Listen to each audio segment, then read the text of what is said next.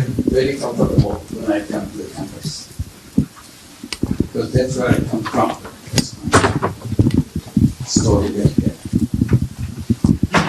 It's kind of feel rejuvenated being with you. And while I feel rejuvenated, I also feel very jealous. Jealous to see young people. Because I remind the young people like you that you're the most powerful generation in the entire human history.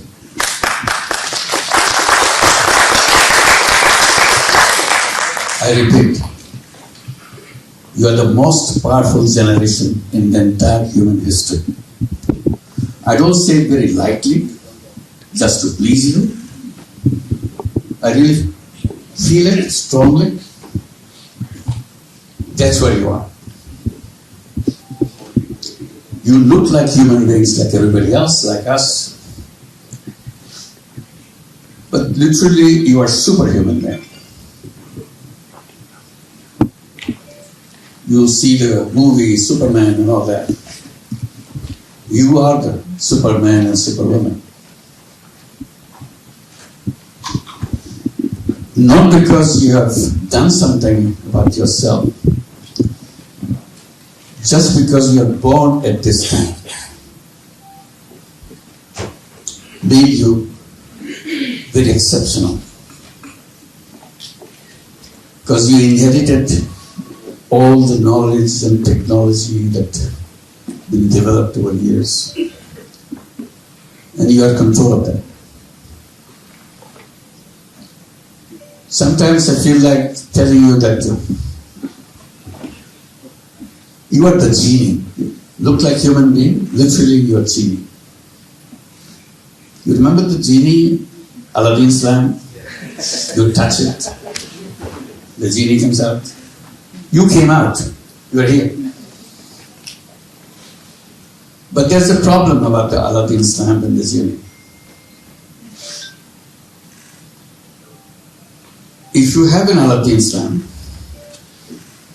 lying in the corner of your house, world will be the same as it will always be, because you never bothered to touch the lamp. Unless you touch, genie will not come out. So this lamp, you have to be aware of the lamp. This is a different lamp than every other lamp that we have in the house. This lamp does magic by touching. Genie comes out and says, "What can I do for you?" So the first thing, you have to touch that magic lamp. Be aware of the power of that lamp. Suppose you're familiar, you're well aware of the power of that lamp, and one day you decided to touch it, genie comes out. What does the genie say? "What can I do for you?" And you didn't have an answer. Or you say, "Okay, I want to have the best meal in town today." Genie say, "Yes, ma'am." "Yes, sir." Produces the meal. You could have asked many things. You could have changed the whole world by asking the genie to change the world. Everybody has a good meal. You're not prepared for it. You just asked for a small meal that you like. And the genie brought it because that's the command you gave. Not only you become aware that you are a genie, you have to know what you do with your powers. That's what the university is all about. Prepare you. Prepare you, make you aware that you are a genie. You can do anything you want in the world. What is it that you want to do with that? Have you ever thought about it? So that's the basic question. We must be ready to ask myself that question because I'm the genie. What am I supposed to do? Not only as the most powerful generation in human history, I can do it much better, much faster than any other generation has ever done. If other generation took years and years to get it done, you do it in a split second. That's the power you got. So that power is there. Question is, what is that you are going to ask? That's where you should be debating, discussing, wondering, what should I ask myself, really, so that it will get done. Because if you don't ask, it will never happen. So this is the direction, this is the way that education is all about. Education is not about 2 plus 2, you get the result. That's important, very basically, it's important. But the important thing, what does it lead to? Why am I learning this? To do what? So once I do that, then something fascinating thing happens. So this is one thing I leave it to you, think about it. I put it in the other context. The world is kind of floating in space. That's an answer given to all your textbooks. You know that all these planets, all these stars, billions and billions of them, are all floating in the space and moving.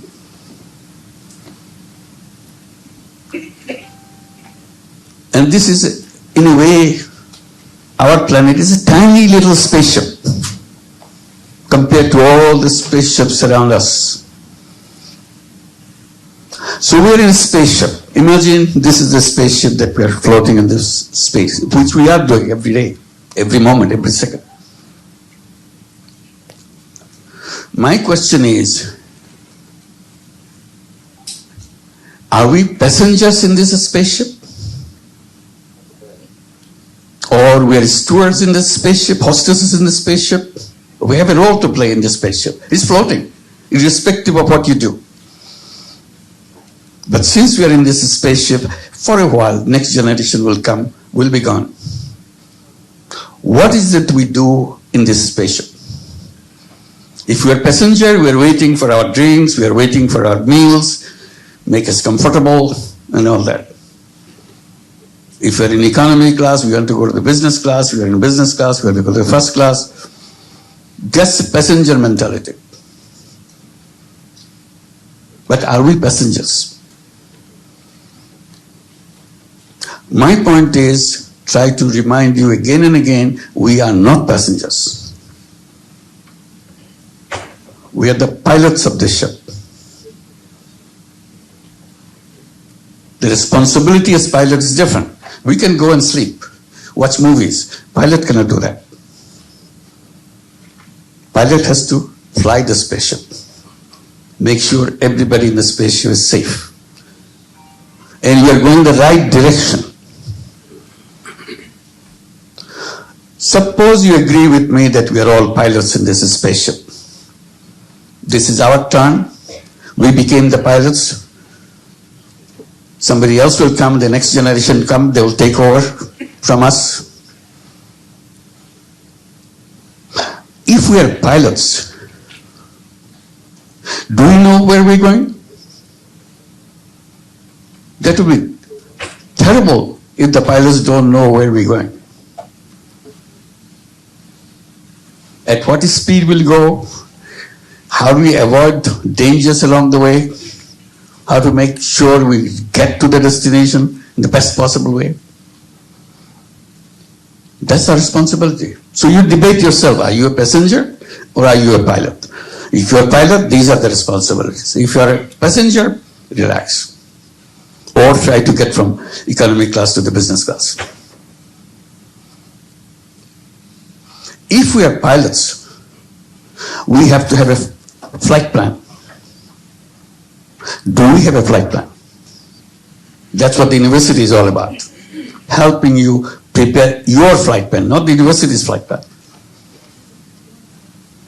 Professors can only help you, make you aware that there is something called flight plan. But they cannot prepare it for you. You are unique. Not only are the powerful human beings, at the same time, each one of us are unique creation on this planet. There is no parallel. There's no copy of anybody in the entire history of human beings. If you are unique, if you believe in that, what that uniqueness brings to us in this spaceship, what do I contribute, what do I add as a unique person? If I don't, I'm wasting myself. So university's role is to make you aware. Please don't waste yourself. You can change the whole world. That's the uniqueness you got. But all you got busy, how to get a job. Once you get a job, job is done. See, we threw away all the thing nature has given to us. Not use it. We are genie, but behave like everyday human beings. Never felt like a genie. Never used the power of the genie. University that I think of is when somebody shake you up. Wake up. You're a genie. Take care of, take this responsibility of your generation's mark on the spaceship, what you do. So if you are talking about destination, which is very important, unless we know the destination where we are going, we cannot decide anything in the flight plan. Flight plan is about reaching the destination. If you have a flight plan, or we prepare a flight plan because we know the destination. But if you don't know the destination, what happens? Do we give up? We don't. We imagine a destination. We don't know what's out there. Just because we don't know what's up there, we make conjectures. We imagine. This is the destination I'm going to go. If I first hit is a miss one, it's not the right one, I turn around, go, keep trying to get to the right destination. But I must have an image of what the right destination is. If I don't have the image of it in my mind, in my dream, I cannot do anything. So again, I bring another word, dream. It's very important. Because it's a dream which takes you a particular direction. You are not sure you are going there, but you have to have a dream. Imagination. So I see imagination is a huge power. People will tell you, be practical, be those. Yes, of course you be practical, but at the same time, be a dreamer. Dream is the key of the human beings. If you imagine, you set your direction in that direction. If you imagine, it will happen. If you don't imagine, it will never happen. That's the power of imagination. We do it all the time. We watch science fiction. Science fiction, in the beginning, science fiction was people are dreaming about going to the moon. That was a big dream of human being. It's always there. Can we get there? People laughed at them. How can you get to the moon? Crazy guy. But the guy was the right one. He was imagining. They tried to reach to the moon in many ways. Really, practically. Failed every time, but never gave up. On that basis, we made science fiction movies, science fiction articles, science fiction books. All fictions. Still we have not gone to the moon. Just because we imagine, just because we created fiction, we made it happen. Today, we want to go far away from moon. Moon is just a next door neighbor. This is driving us. What is there? What do we do? Are there gold and diamonds waiting there? Nothing. Maybe just empty, barren land or whatever there is. But imagination is, why should it be there unless we get there? Since it's there, we should be there. So imagination. So I'm encouraging you to imagine. Imagination is the core of human being. So don't ignore that. Collectively, individually imagine. Imagine about the societies, imagine about today, imagine about tomorrow, imagine about the neighbors, imagine about whatever you want to imagine. Always remember, if you don't imagine, it will not happen. So that's the power. In imagination, you can do anything you want. There's no limit. So if it doesn't cost you anything, if there's no limit to it, why should you be stingy about imagination? Make your mind go as far as you want. Just because you let your imagination go beyond boundaries doesn't mean that it's useless imagination. No imagination is useless. Imagine the most outlandish imagination that you can have, so that you can make it your direction, moving in that. Follow that path to make it happen. What is our imagination about the world today? Do you have a course on that? Does anybody has a course on that? What is our imagination? So sometimes I get so taken up by this idea of imagination. We hold competitions of imagination, particularly among young people, the campuses. Imagine the world that you want to create. And that imagination would be so many words or so many pages. You put it down as a competition. Wilder the imagination, better mark you get. And someone out of the thousands participants, someone will get the first prize. Why? Because her or his imagination is so wild and so fancy, so attractive. We chose that competitor the first prize. Encouraging imagination. That imagination, now you exercise, you try your imagination yourself. Just imagine. Write fictions. Only thing I remind, the science fiction is a very known procedure. You do that. You can write your own science fiction. I'm encouraging writing social fiction. Science fiction is known. You do what we do. Science comes, you develop something and get something done by that. But nobody has social fiction. Social fiction is what kind of world as human beings we would like to have together. What will be the interaction with each other? What is it collectively we want for us? What kind of business world, what kind of economic world, what kind of political world? Everything is imagination. You don't have to look at what they do every day. You look what you are thinking in an imaginary world.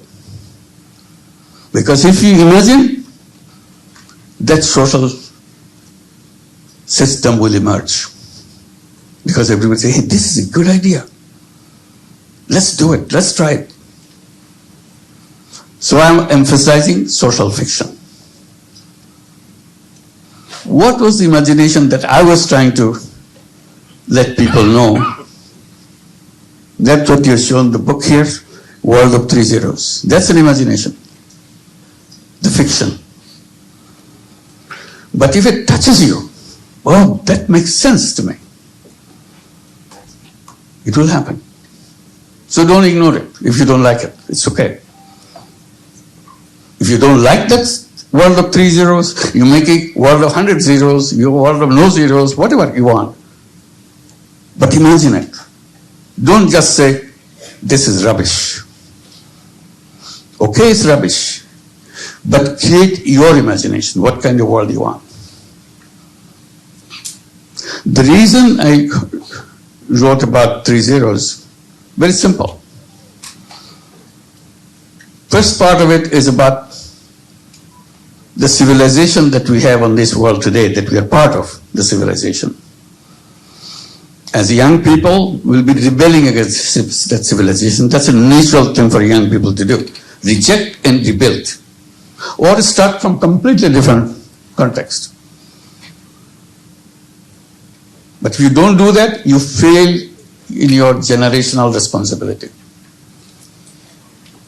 You may be best student in the class, you may be very perfect in your professions, but as a generation, you have not delivered where we want to go as a human race. That's our responsibility. We have to find.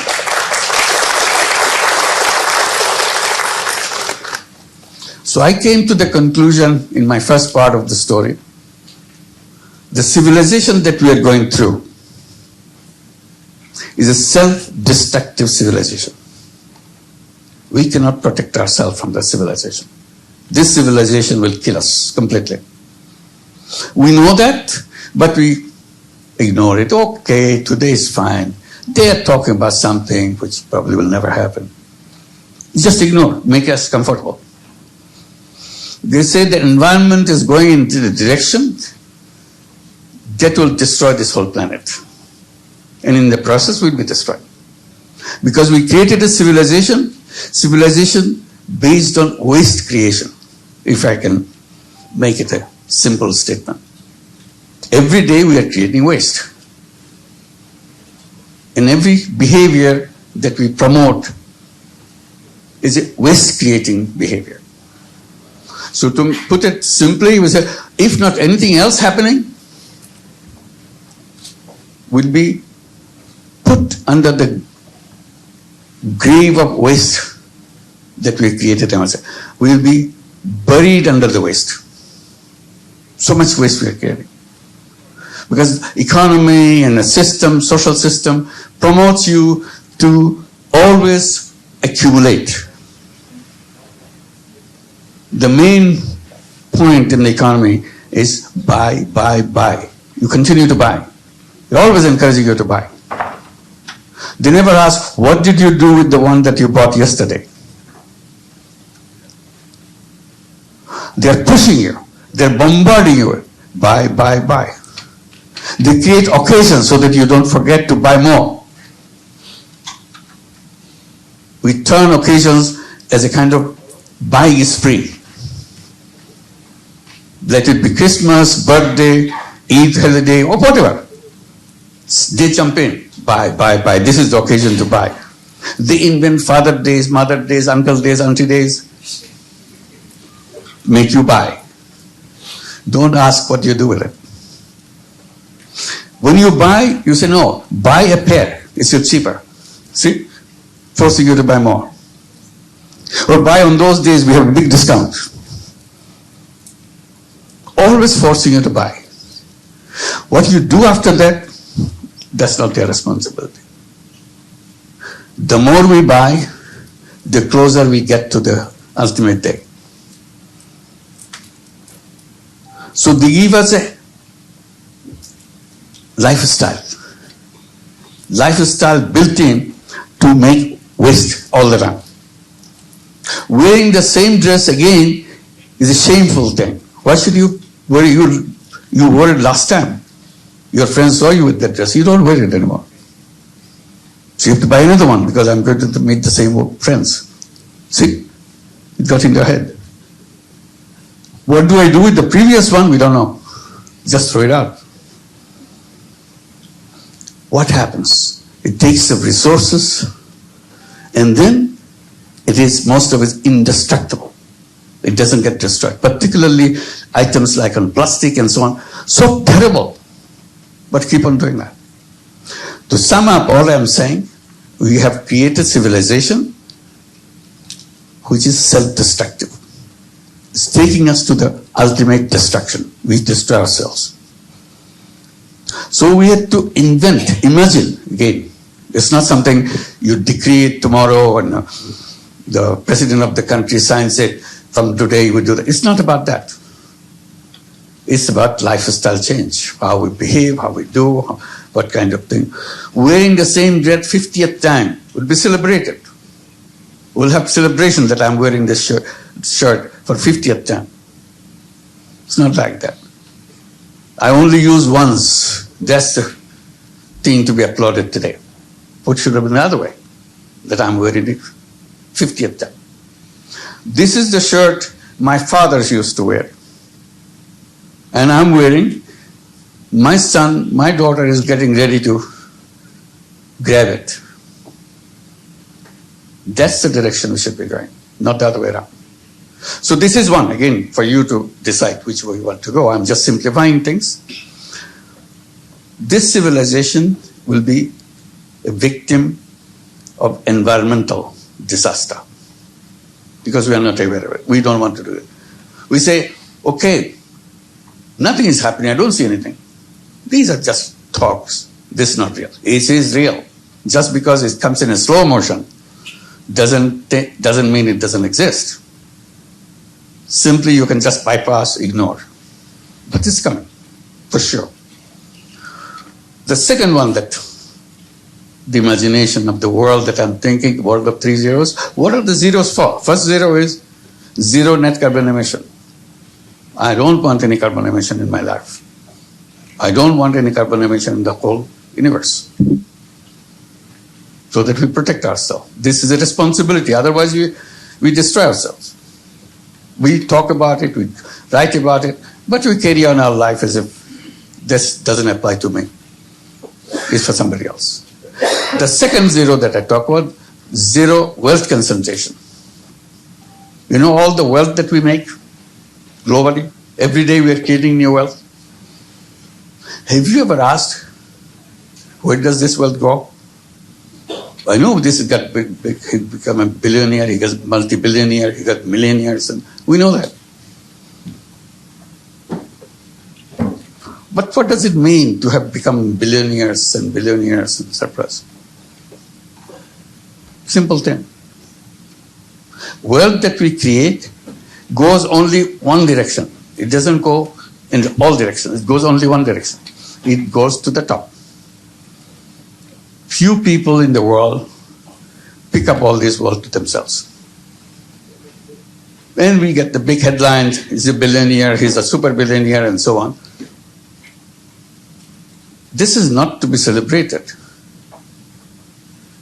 This is something to feel sad about, angry about. What kind of economy have we built that wealth goes only in one direction? Wealth doesn't have any other direction. It has only one direction. It goes to the top. Because we created all the institutions around us, banks, policies, and all the things that you hear about in your economics book, all built to let the wealth go in one direction. We tried to do it a little bit differently, to make a little space so that wealth can go downwards. Wealth goes to the top, and not only top, it goes to the top men. You don't hear about multi-billionaires women. You hear about men. So that's the direction wealth goes. So what we tried to do in a tiny way in our own campus, trying to have little wealth go in the direction of the bottom people. That became known as microcredit and all that. But that's a minuscule, little segment, little piece of the huge mountain of wealth, which they will never see. Why? Because system doesn't allow that. System push the wealth only on the top. You're going to stop that. Because the system is built, and we study, we go back and make it stronger because we are graduate from this university, you know everything. So you make sure it works in a more concrete way, strong way. It continues to do the same thing over and over again. The second zero is in a new civilization that we are trying to create.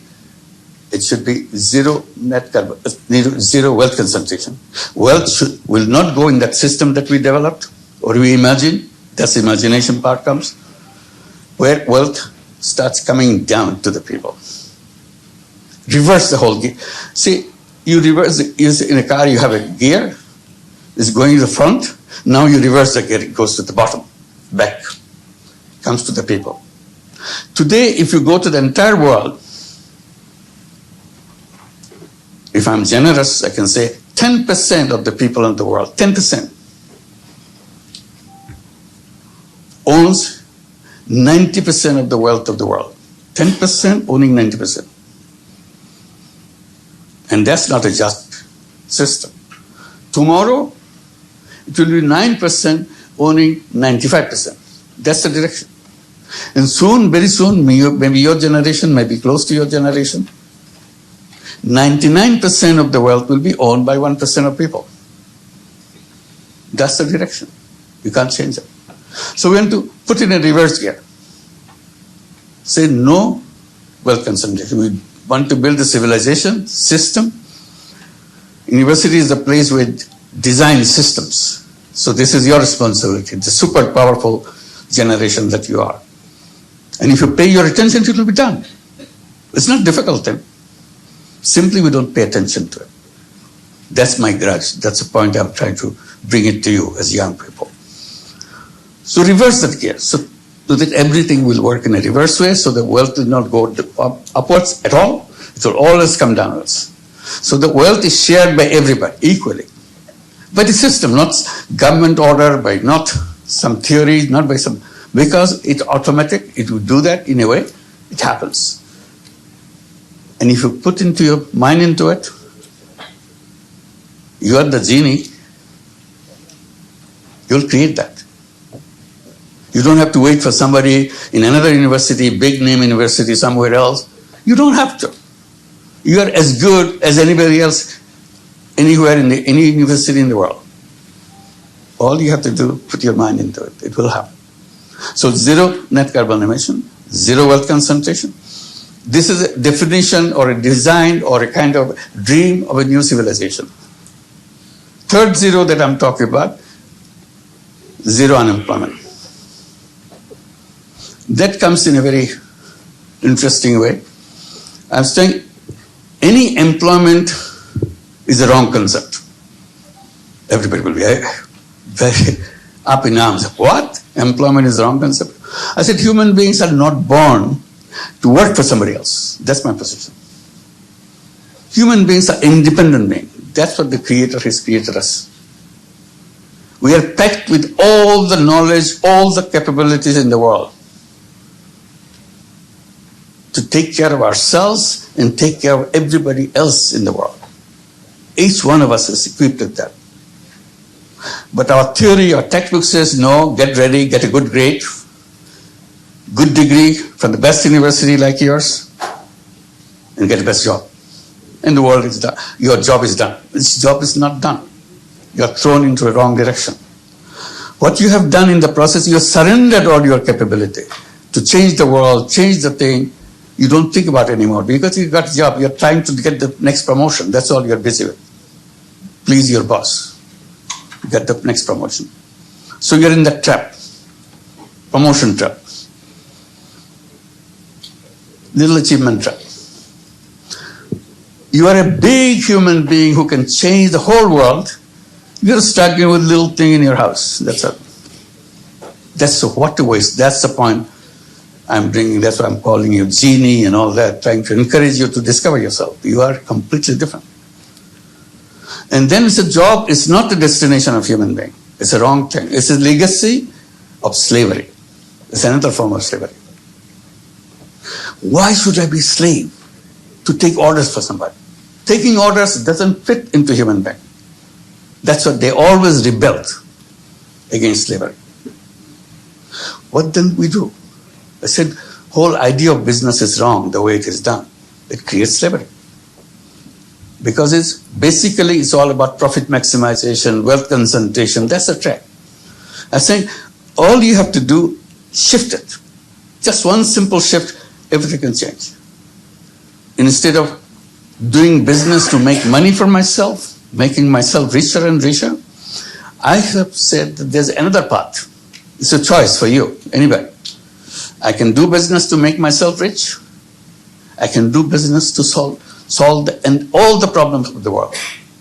But we don't touch that. It's not even discussed in our textbook. We call it social business, another kind of business. Business to solve problem rather than make money for yourself. People get, oh my God, it's not possible. How can you do that? I said, it can be done.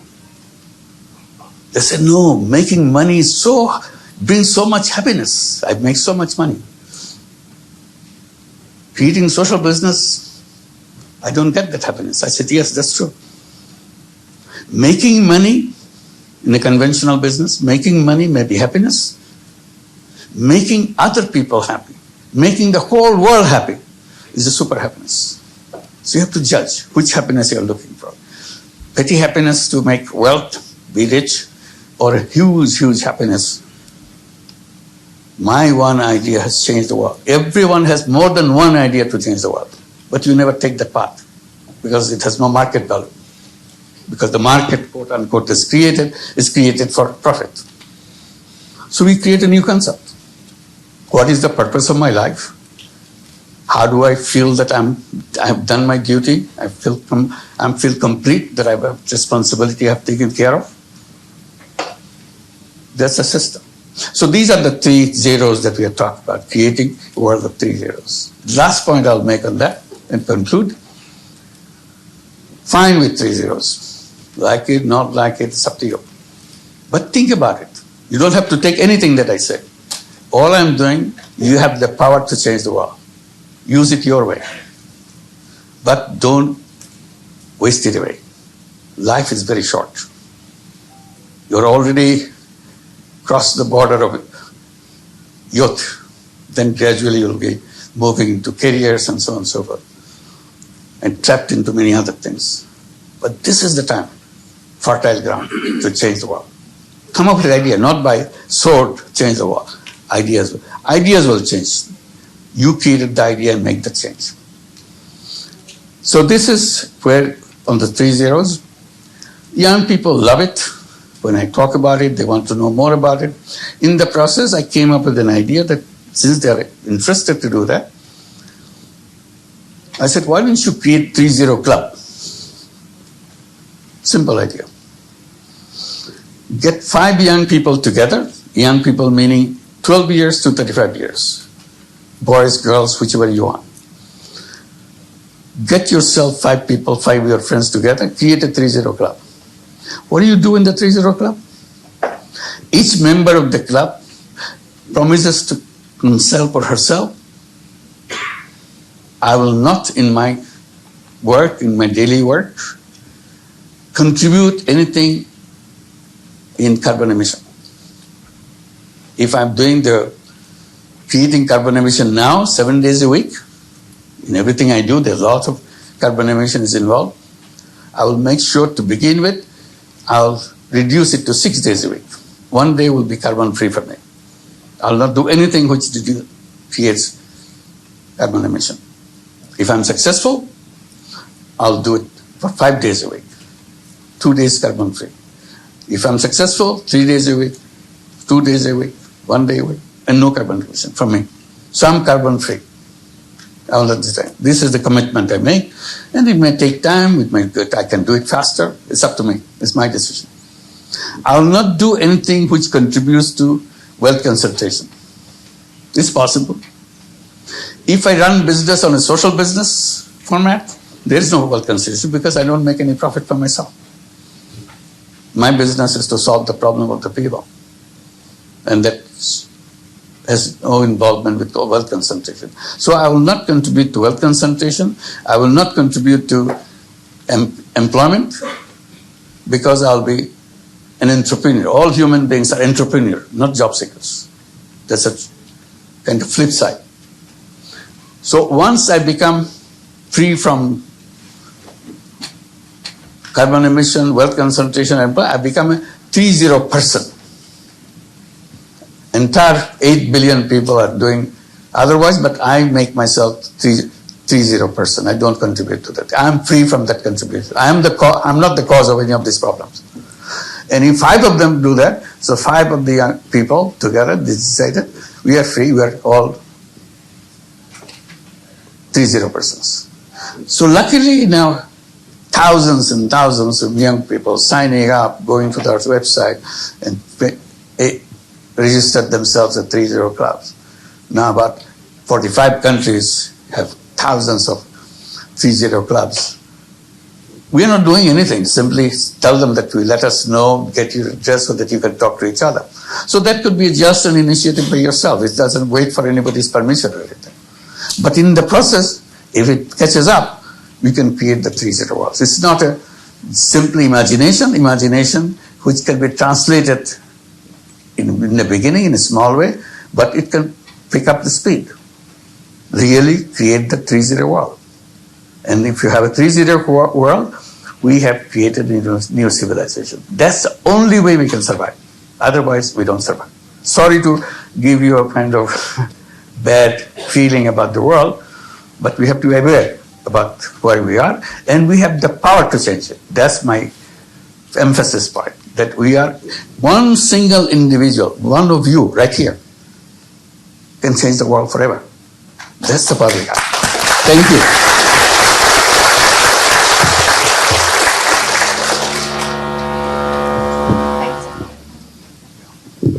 Thank you so much, Professor Yunus. I think we could all agree that we can sit here for hours and listen to you speak about all these topics because of the vast experience that you've had over the years.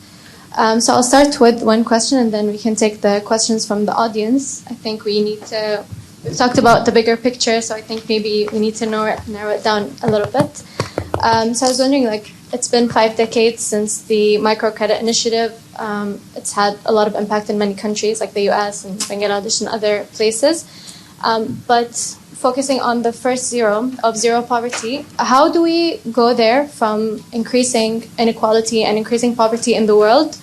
And what can microcredit do specifically if the structural causes of poverty, like you said, rampant consumerism, people feeling like they have to consume more and more wealth concentration remain untouched? Just one point to emphasize. I draw the attention. Poverty is not created by the poor people. Who created it? System that we developed in the world creates it every day. And we are teaching you how to do it. Strengthen that system. That's the problem. We are not creating the counter system, how to not to create poverty. There are business schools everywhere. And I'm invited to speak in the business schools. I said, I'm here just to tell you that you are doing wrong things. You are creating the businesses to make people poor. You think you are rich? You are rich, but people are poor. They say, what do we do? I said, why don't you? I'm not stopping you because people need it. They register you, they pay you, you teach them. All I'm saying, you are teaching every student how to make more money for their company. They will be working with those companies. And your job is to make sure they get lots of money and very successful and get growth with your success. That's your business. I think it's wrong, but I cannot stop. All I'm saying, why don't you create another department or another faculty in your business school? The faculty of social business. Tell young people how to create a business to solve any problem. Environment problem, health problem, any other professional problem, any problem in the world. Poverty problem. So that department teaches you to create business to solve problems. One is a faculty which create business to make money for yourself. This is the business to bring solution to the problems. So just do that. Many universities now not quite faculty, but creating centers of social business and so on. So offer courses. That's a small beginning, but I'm happy that at least people are listening. Many business schools, starting with HSC in Paris, they are the first one to do that. And it's being now done in many, many business schools. And many universities are doing that, creating social business centers to discuss this, whether it makes sense. It's up to you to decide. Just because somebody said it doesn't mean that it's all truth, nothing but the truth. You debate, discuss. What is the alternative? I go back to my spaceship thing. We have to find a flight path. We have to design a flight path. And these are the elements of that flight path that you have, as a pilot, you have to decide which path you take. Because you are the pilot. There's nobody else around. So we have to do that. So this is where we'll say things are. But microcredit is a kind of a defiance. They're defining microcredit is like this. I said, no. Sorry, they were defining banking is like this. I said, it's a wrong banking. That's making rich people richer. That's the banking you go. Do that. So we reverse that. We create a banking which helps poor people come out of poverty and become entrepreneurs by themselves. Every recipient of microcredit, which may be a loan for $10, $20, $100, $200, that's about the loan size. But each one of them is entrepreneur. You know, in our textbook, in our discussion, we say, not everybody is entrepreneur. Entrepreneur is a very special kind of people. 1 in million, 1 in 1,000. They are very special people. I said, that's not true. I'm saying every human being is entrepreneur. They don't believe it. I said, if you don't believe it, just look at Grameen Bank in Bangladesh. Over 10 million women, illiterate women, taking money, billions of dollars worth of money, paying back every penny, starting business, running it very successfully. Not only they run business, not only take money, they own the bank.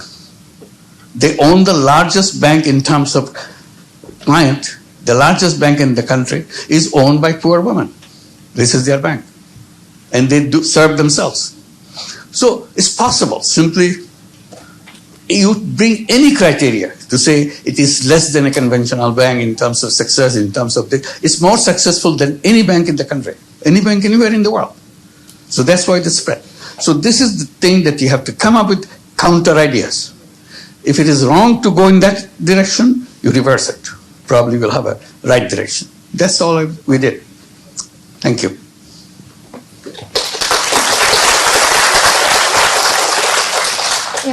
So the idea is focusing on defiance and going against what the bankers are saying. We do the opposite. What the bankers are saying, we do the opposite, essentially. So due to the time constraints, unfortunately, we only have time for one question. If anyone has a question, they'd like to raise your hands. We'd like to give the current generation, the smartest generation, a chance to ask a question from the younger audience. Yes. I'm Manha Afra, a high school student. You're the founder of Grameen Bank, Grameen Mobile, and many other successful endeavors. I've come to know that you plan to establish a Grameen University. Right. What is your vision regarding this university, and how will you achieve a 3.0 world through it? Well, thank you. We just began with this university. We keep saying that it will be a social business university. There's a business school and all that. This will be based on social business principles across the faculty, wherever you are teaching. You always bring the social responsibility as a human being. So even if you're in a chemistry department, the chemistry has a social responsibility too. So you always add that social responsibility and how you translate your responsibility as a scientist, as a chemist, to play that role. What are the options for you? So everything to be integrated in that. And then help all the students from the university. At the moment, I'm saying half seriously. I say this university will never give you any piece of paper called degree. So you learn it and do it. Why do you need a piece of paper? You need a piece of paper because you want a job. Job needs a certificate that you have learned this. So you don't have to demonstrate anything what you have learned. Do it. We support you. We have a whole finance arm of the university so that you can go out and do it. We'll finance you. We create social businesses to implement it, make it happen. That's our job. So you don't look for a certificate. Just look for design. Start designing in every class that you go through. Keep on designing this. By the time you come to the end of the class, end of the courses, you can start your thing. You're ready. You're already. Even when you're still student, you can start your thing. You don't have to wait for some degree or certificate because you're doing it. You felt that this is the right solution. That's all.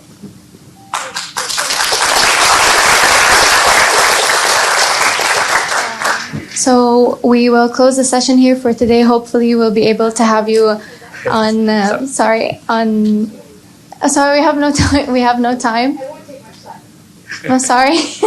We're unfortunately out of time, but hopefully we'll be able to welcome you back on better occasions. I look forward to it. Thank you. Thank you.